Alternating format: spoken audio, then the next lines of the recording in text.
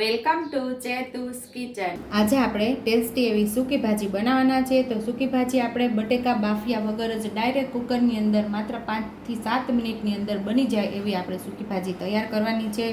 તો એના માટે આપણે 4 બટેકા લઈ લીધા છે, એક તીખું મરચું અને એક મીડિયમ એવું તીખું મરચું, આપણે 2 મરચાં લઈ લીધા છે, 1 ઇંચ આદુનો ટુકડો લીધો છે, લીંબુ લીધું છે અને 3 સૂકા લાલ મરચાં લઈ લીધા છે। અહીંયા આપણે અડધી ચમચી જેટલો મરી પાવડર અને મીઠું અને ધાણા અને અહીંયા આપણે માંડવીના કાચા બી લીધા છે। હવે આપણે એને શેકી લેવાના છે। તો ટેસ્ટી એવી સૂકી ભાજી બનાવવાના છે। તો મસાલિયાની અંદરથી મસાલાની જરૂર પડશે, એનો ઉપયોગ કરશું। તમે આખી રેસીપી જોશો તો તમને ખ્યાલ આવશે કે આ રેસીપી કઈ રીતે બની છે।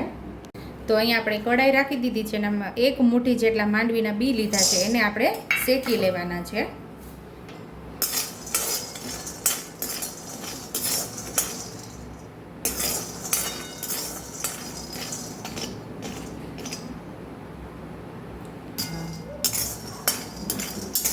તો અહીંયા આપણા માંડવીના બી શેકાઈ ગયા છે, તો એને આપણે બહાર લઈ લેશું। હવે આપણે બટેકાને છોલી લેશું।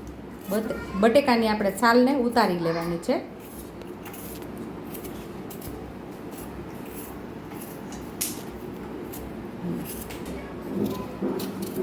બટેકાને આપણે હવે સુધારી લેવાનું છે। તો આવી રીતે મોટા મોટા ટુકડામાં કટ કરશું આપણે।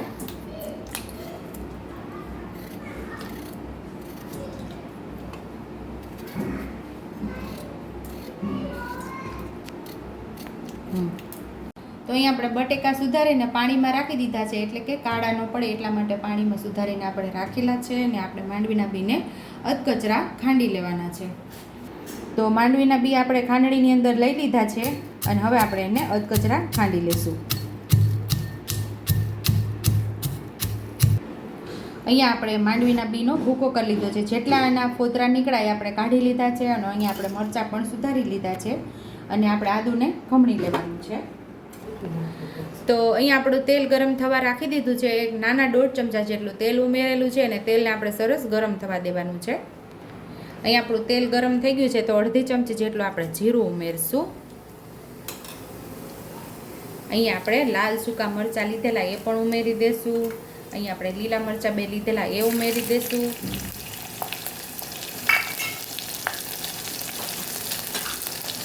અને આદુ પણ અહીંયા જ ઉમેરી દેશું સાથે જ।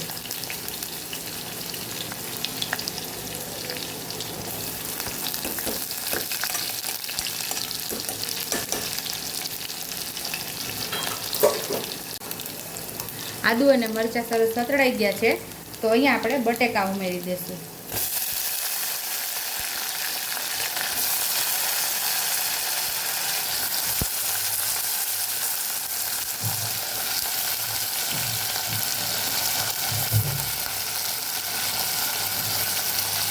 અહીંયા આપણે લાલ મરચું પાવડરનો બિલકુલ ઉપયોગ નહીં કરીએ અને આપણે આવી રીતે સાતળી લઈશું।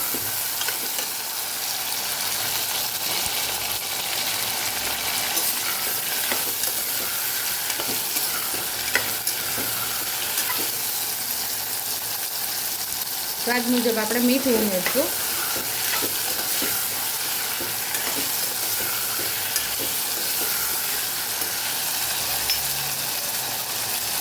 થોડા લીલા ધાણા ઉમેરી દઈશું।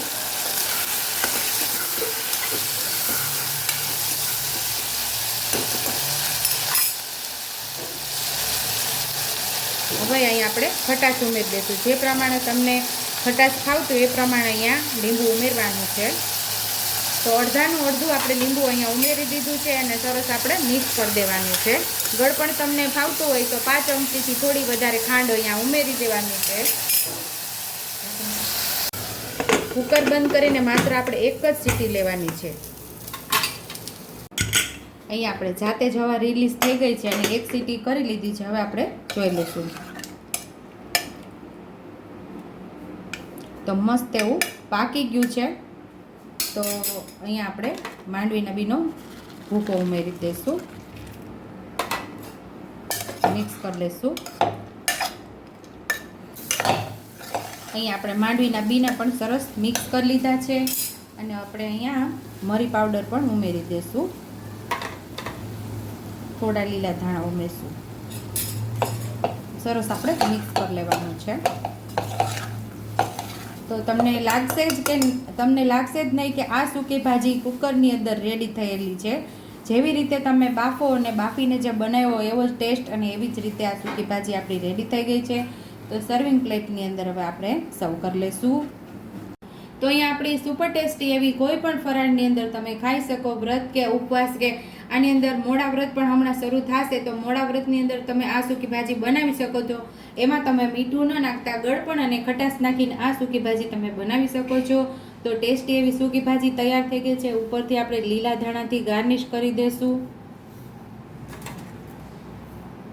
જો તમને મારી રેસીપી પસંદ આવી હોય તો મારી રેસીપીને લાઈક કરજો, શેર કરજો, સબસ્ક્રાઈબ કરજો, હાઈપ કરજો, બેલ આઇકોનને દબાવતા ભૂલતા નહીં અને કમેન્ટ બોક્સમાં કમેન્ટ કરજો કે મારી રેસીપી કેવી લાગી. તો આવજો.